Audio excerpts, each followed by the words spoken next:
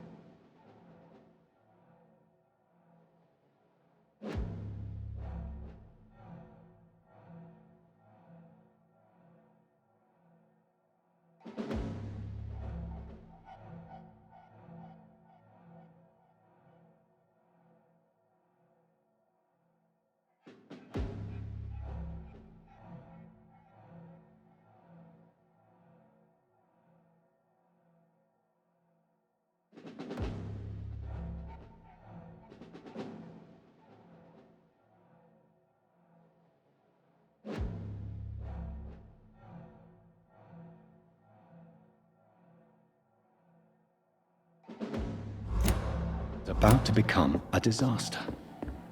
I'm getting close to having all the evidence.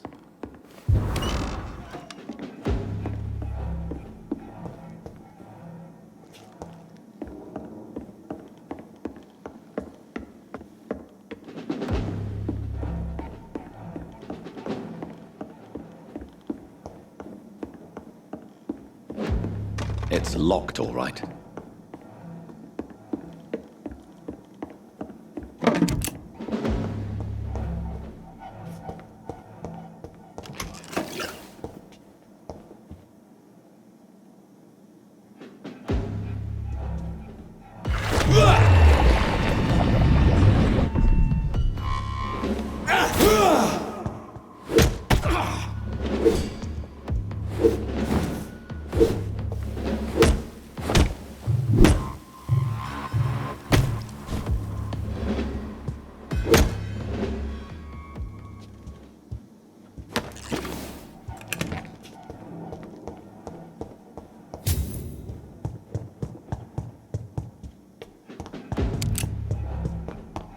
It's locked.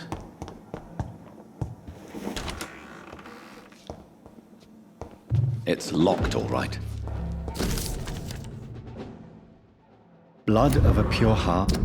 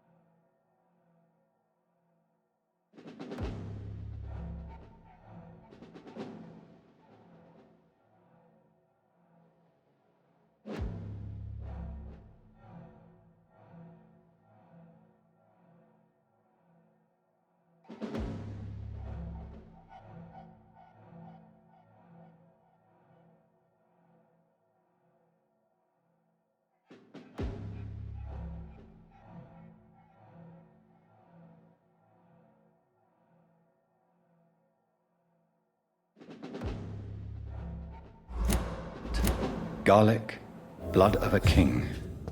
I don't understand. Perhaps this is what McCullum drank. I had better keep that.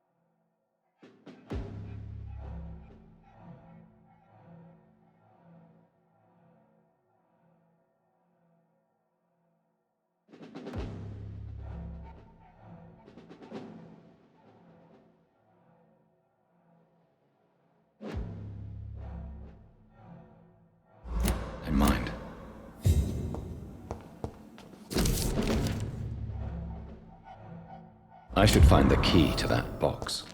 It's locked.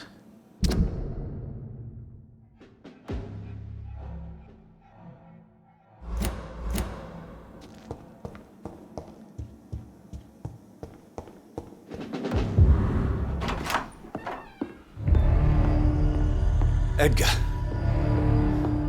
Edgar, can you hear me? Jonathan, is it really you? Easy. Easy. Save your strength. I'm getting you out of here.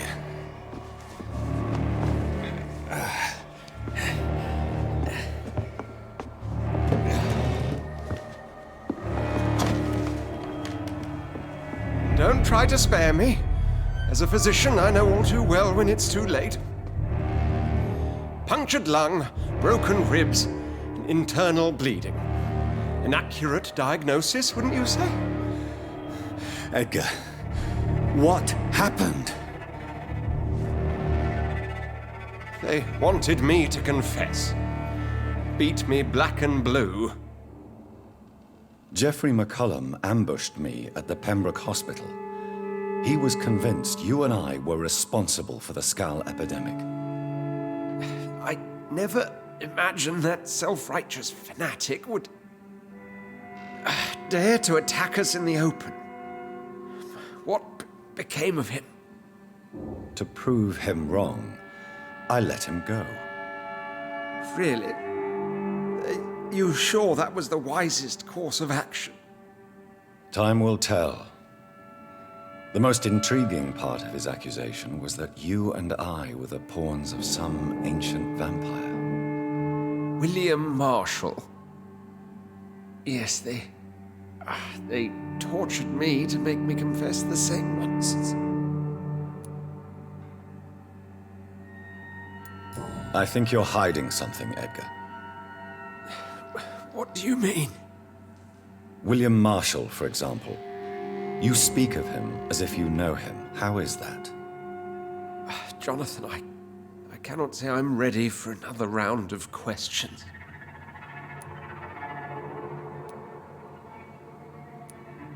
What can you tell me about William Marshall? Not much. History paints the story he was the greatest knight who ever lived.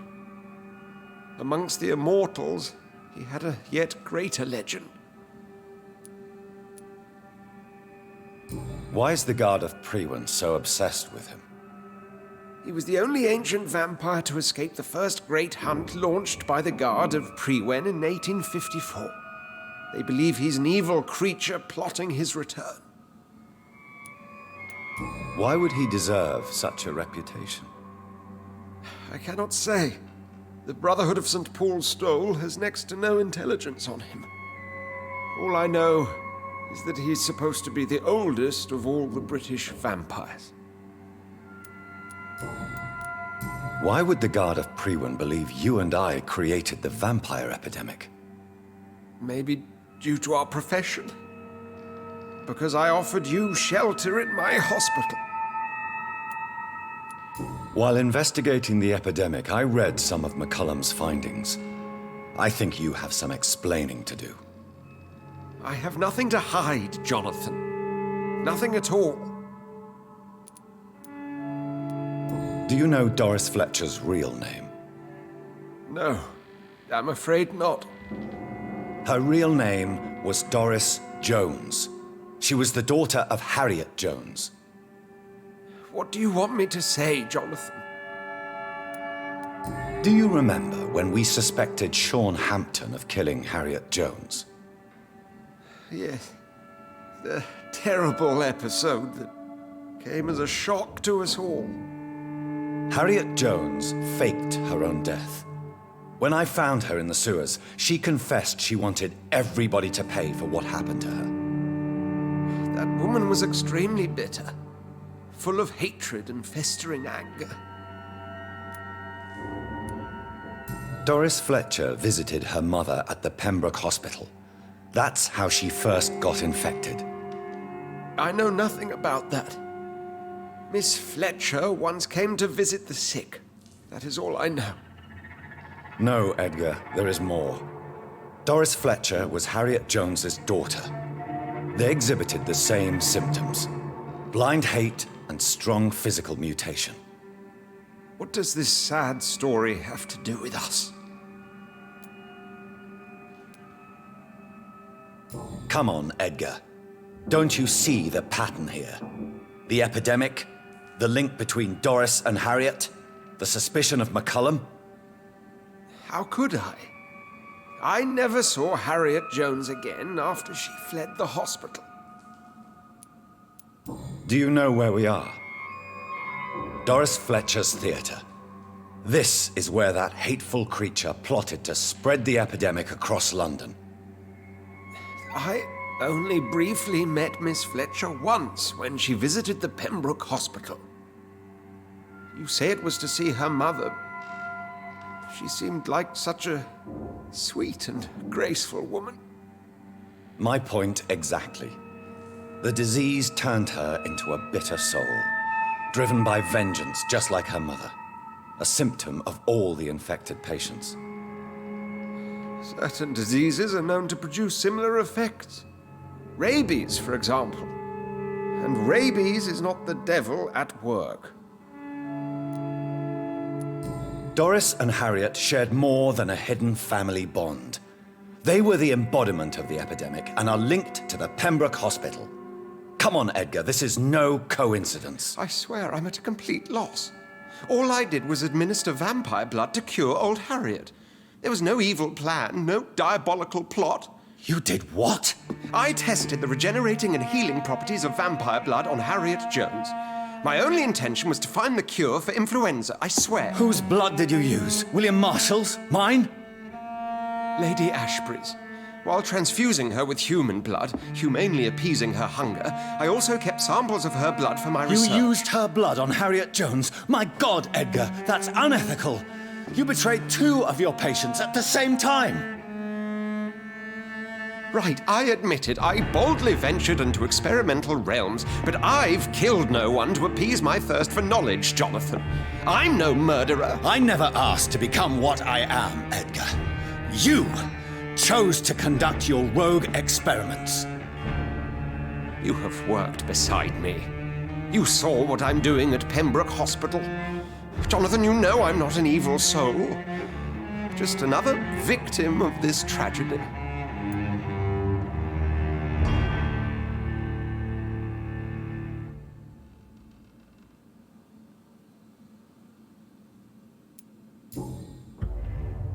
No, Edgar, you are not going to die.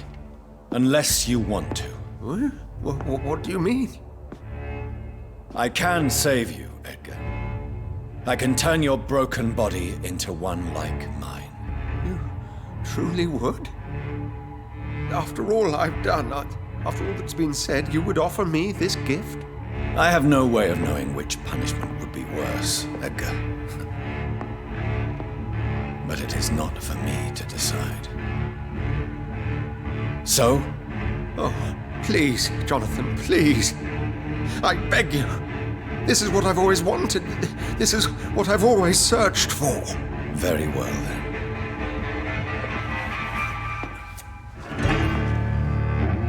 Prepare to die and be reborn. To face an eternity of guilt. I'm ready. Oh, indeed, I am ready.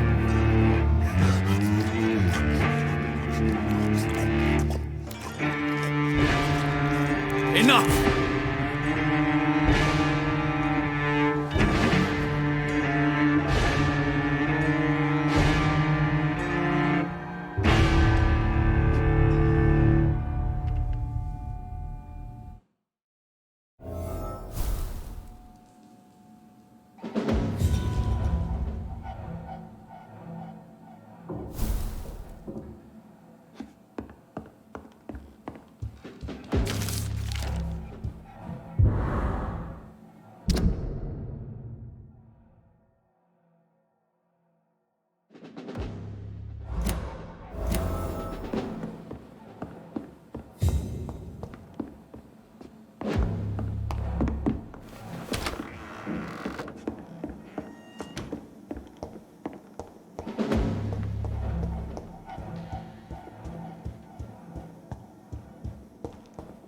It's locked, all right.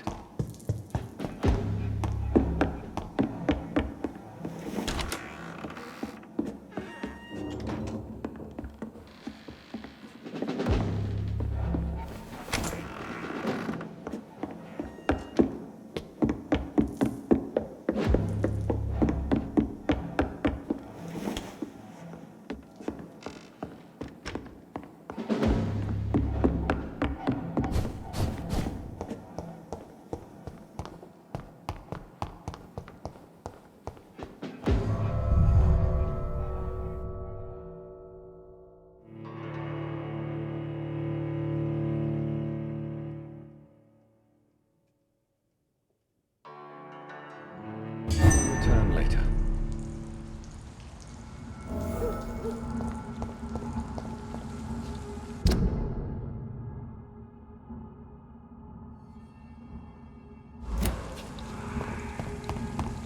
So Harriet Jones became the original carrier when Edgar gave her vampire blood. I must tell Elizabeth.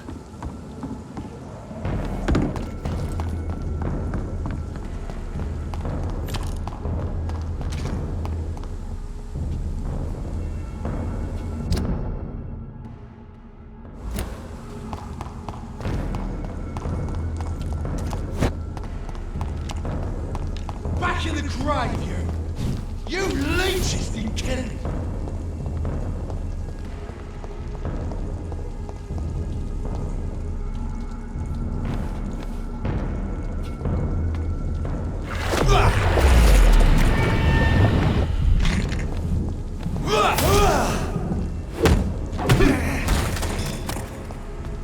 Die, beast! Killing's all you deserve!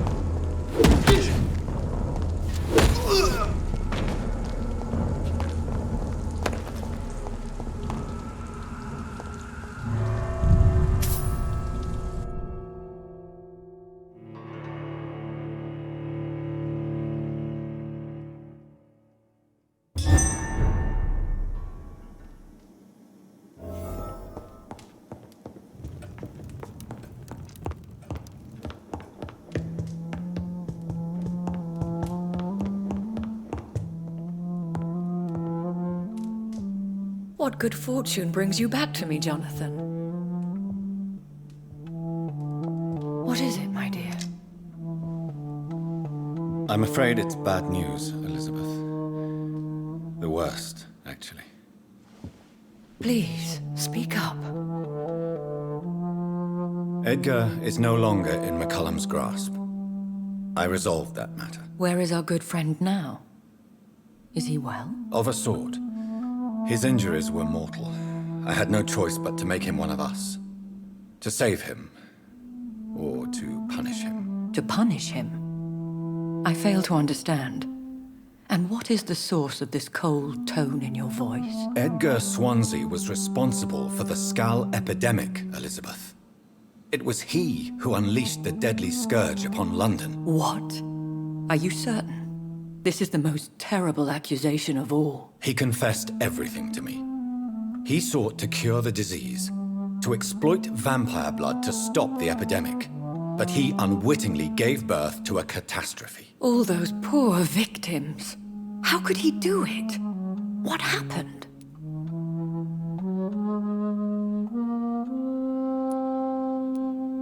Edgar gave no heed to ethics. His theory could have been proven to be correct, but he abused the confidence of his patients to test it. I must say I'm shocked, Jonathan. Who would have thought it? And the poor patient. Let me guess. It was Harriet Jones, was it not? Yes. That explains how Doris Fletcher was infected, and how she became an Ichor.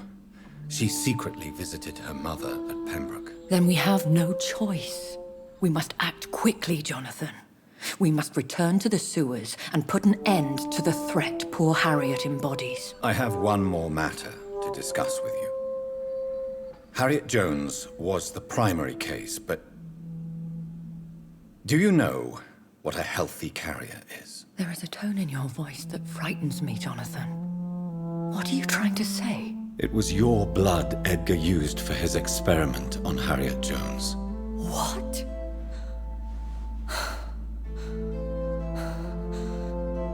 No. No. This can't be. Oh, God. Elizabeth, are you all right? No, I have to go. What do you mean? Leave me alone. Save the city, Jonathan. Save what can be saved. Elizabeth, I need answers. Why did your blood Stay cause away this? from me. Please. I swear I never was your Wait! enemy. No! Elizabeth!